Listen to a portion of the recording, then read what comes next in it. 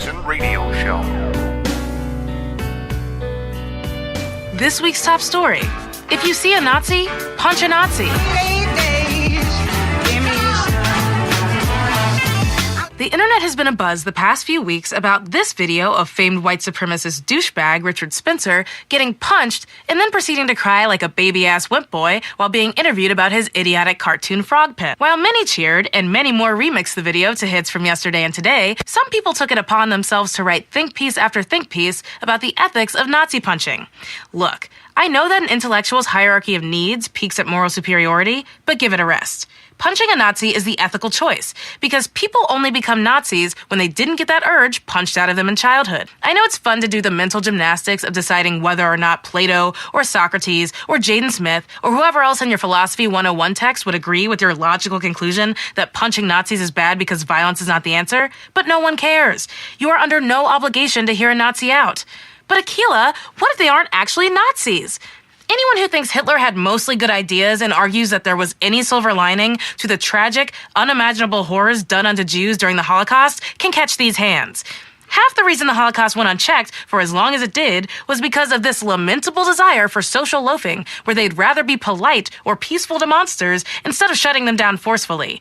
It's not like every person in Germany in the early 1940s was a Nazi. It's just that the good people decided it wasn't worth the trouble to fight back against the fascist, racist, anti-Semitism as it gained traction in their country. Well, guess what? It's not 1940 anymore. We won't sit back quietly while you Heil Hitler with your pathetic Nazi youth haircut. And be warned that if you are feeling froggy enough to spout this hate in public, you better be ready to jump. You see, so you don't really have to listen to a Nazi. So how do you know if you're dealing with a Nazi, if you're not willing to listen to the person? This is what they say about Richard Spencer. Richard Spencer, he's a Nazi. He's a white supremacist. And people just take that for granted. People take that for granted, just like they take for granted anybody who commits a microaggression onto somebody. If I say, oh, nice hair, to a black person, oh, well, that's a microaggression. If I hold the door open for a woman, that's a sexist microaggression. You see what they do? They fudge the definition of the word racism. They fudge the definition of the phrase white supremacy. And then claim that if they can label that on you, then they can punch you. Then they can enact violence on you. But they don't have to listen to you. So I'm going to do something a little bit unusual today. I'm going to give the floor to Richard Spencer. Yep, that's right. I'm going to give the floor to Richard Spencer. I must be a white supremacist because I'm going to hear the guy out. He did an interview with a wonderful, brand new rising star talent named Raving Millennial. She is just crushing it these days. I just love that girl. She's awesome. Raving, if you want to come on my show, you are welcome to come on my show anytime.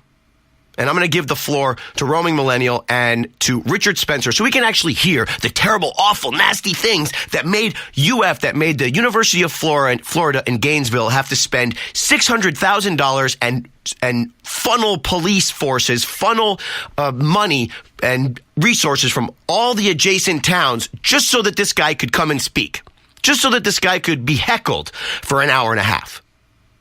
Do I agree with everything the guy says? No. But you know what? I have listened to some of the stuff that the guy says, and he is by far farthest thing from a Nazi. Farthest thing from a cyclone, like the Zeke Heil and all that. Farthest thing from that. And this is one of the saddest parts about what the left is doing. They are diluting the meaning of words. They are cheapening the meaning of words. Terrible things like Nazism. Terrible things like racism, terrible things like sexism. If they can just pin you with that label for literally nothing, for literally something that you might not even know that you're doing. And then they can justify violence against you.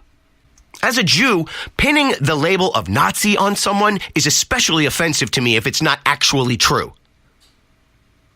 Pinning that label on someone cheapens the deaths of the Jews. It cheapens all of the deaths under Nazism. It cheapens the murders, the brutal, cold-blooded murders.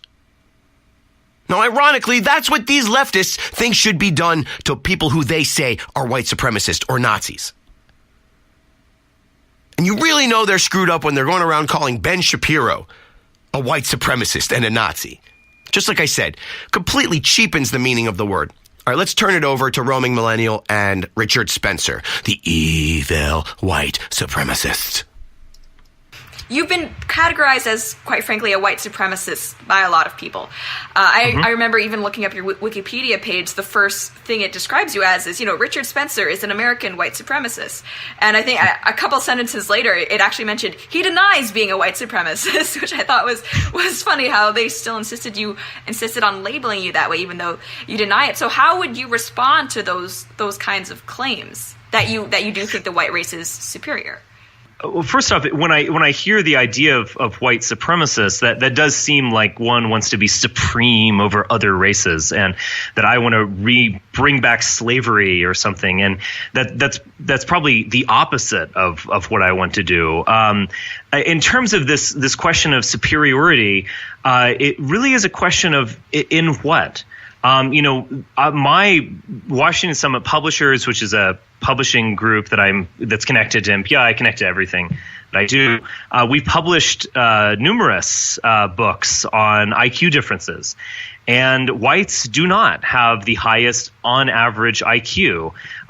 East Asians have a higher average IQ, although even there, it's a little bit. There's some nuances in the sense that East Asians will very often excel at spatial IQ or mathematical IQ, and not excel as much in verbal IQ. Ashkenazi Jews are actually the reverse. West Africans are absolutely superior when it comes to short range sprinting. Every 100-meter dash finals will be not just Africans, but West Africans. That being said, there are many, athletic competitions that whites dominate, maybe for cultural reasons to an extent, like downhill skiing or something. But actually, they're just ways that we are superior, as expressed as sports. So, race is not just this one thing where it's like, coming in first prize, the white race, coming in second. It's not like that. This is the whole idea of evolution is that a gene pool is plastic to the environment. So that the white race or the African race or Mongoloid, which is a large, race group, that they became who they are now due to their experience, due to the climate, due to their encountering the environment, and so on. And due to some kind of arbitrary factors like genetic drift, which means that races will develop even if the environments are absolutely identical. So, we are plastic to an environment. My ancestors, we were molded by the Ice Age. We were molded by our interbreeding with Neanderthal. We were molded by our experience in a northern European continent. And that's who we are. So that's what races is. It's a huge variation. There's just it's not just one thing. There's no race that's superior to any other. But once you start thinking genetically or thinking racially, you enter this whole new world where you can understand something like sport. You can understand something like culture. The fact that African American music is highly rhythmic and actually often lacks melody with something like rap. Or has a kind of a fuzzy melody, if anything, but it's a rhythmic art form, and there are just certain musical styles that are going to resonate us racially, and that has to do with our history. It's not just like we came up with this culture arbitrarily; it's part of us. The way I would think about it is race is like a body of water, a great lake. That's race. That's your genetic, and it's been molded by the environment. It's been molded by the bottom of the lake, and we see all this mist coming up, and that's culture or law or politics or society and so on. But sometimes we think this mist has a being when it's only mist. It's really the lake that defines it. Mm-hmm. So that's how I see things. Culture as a product of race. Wow, what a raving lunatic.